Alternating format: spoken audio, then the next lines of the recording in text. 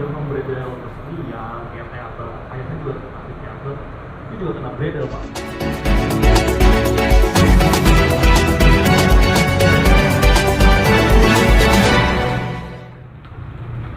Indonesia yang berliku-liku itu sudah tidak ada lagi jalan persimpangan. Kenapa? Karena Indonesia ini bagian dari dunia. Jadi kalau orang mengatakan the end of the story, sejarah sudah berakhir. Jadi pergolakan pemikiran, bahkan perang itu terjadi pada abad 20. Pada waktu orang seperti Pramudia, orang seperti Soekarno, orang seperti Soeharto, orang seperti Kartini Ali Sabana itu betul-betul mereka di dalam pikirannya itu ada pertempuran itu. Pertempuran ideologis. Tetapi setelah jatuhnya Rusia, jadi ketika Uni Soviet bubar itu, pikiran-pikiran kiri itu sudah terpinggirkan gitu. Bahkan kalau teman-teman yang ini mengatakan omong kosong itu marxisme, padahal tidak seluruhnya dalam teori-teori Marx itu tidak dipakai, tidak relevan kita. Misalnya teori perjuangan kelas itu masih relevan dengan kehidupan sekarang misalnya, atau teori nilai lebih dan sebagainya. Indonesia yang berliku-liku ini itu didesain oleh elit dari sejak katakanlah Habibie sampai Jokowi.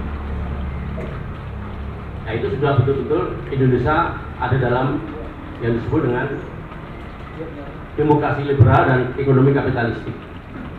Nah sekarang sudah masuk dalam ekonomi kapitalisme level 5 yang sekarang ini sudah masuk dalam teknologi AI. Artinya apa? Artinya seandainya kita menikah lagi dan mempunyai bayi itu, anak kita itu sudah lahir di dalam satu sistem yang liberal, kapitalistik. Dia lahir ketika Indonesia sekarang mengalami utang 8.000 triliun. Bayangkan tuh, berapa persen dari APBN kita hanya untuk bayar utang. Jadi tidak ada lagi, kalau dalam bahasanya itu tidak ada lagi dialektika, itu sudah tidak ada lagi. Karena apa? Karena kapital itu sudah dominan gitu. Tidak ada lagi alternatif. Jadi kita ini hanya berjalan di atas parit. Kita tidak lagi mengarungi lautan. Kita berjalan di atas parit-parit. Alternatif yang kita ciptakan itu hanya semacam apa ya, kalau dalam bahasanya itu hiburan yang remeh-temeh. Karena apa? Karena sekarang kita tidak punya lawan lagi. Kita tidak punya kawan untuk berdebat tentang ideologi. Bagaimana cara pandang kita ini, ya, cara hidup manusia ini dipertentangkan sudah tidak ada lagi. Ini anak saya misalnya ingin menjadi bagian dari kapitalisme.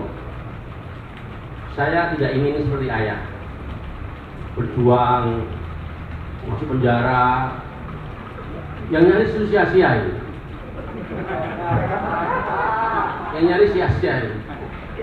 Itu tidak ada kaitannya dengan hari ini ayah katanya begitu. Saya ingin menjadi bagian dari kapitalisme. Saya ingin hidup enak, aman, nyaman, cepat, dapat. Mau didominasi oleh Cina, mau didominasi oleh Amerika, no problem.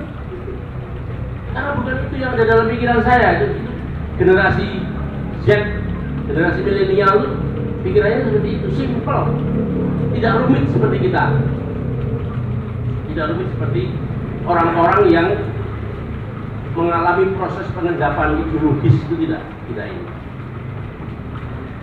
Dari kalau kita bicara tentang Aristoteles sampai Derrida itu, ya, yang mengatakan bahwa kalau you mau hidup Anda rumit, silakan. Tapi kalau you mau menganggap hidup ini serius, silahkan. Kalau you mau menganggap hidup ini remeh-remeh, silahkan. Jadi sekarang udah nggak ada lagi. Tidak ada lagi perdebatan yang atau tidak ada lagi dialektika ini. Seperti yang di mana ada Hegel, ada Adam Smith, ada Karl Marx di abad 19-20 itu.